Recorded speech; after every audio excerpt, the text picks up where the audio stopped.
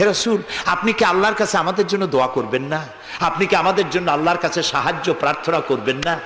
বুখারীর হাদিস।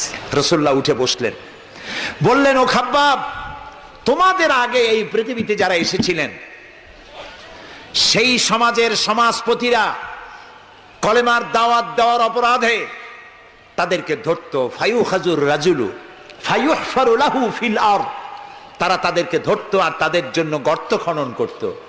ফায়ুজআলু ফিহা, এরপরে সেই গর্তের ভিতরে তাকে কোমর পর্যন্ত গেড়ে দিত। সুম্মা ইউতা বিল মানশার, এরপরে করাত আনা হতো।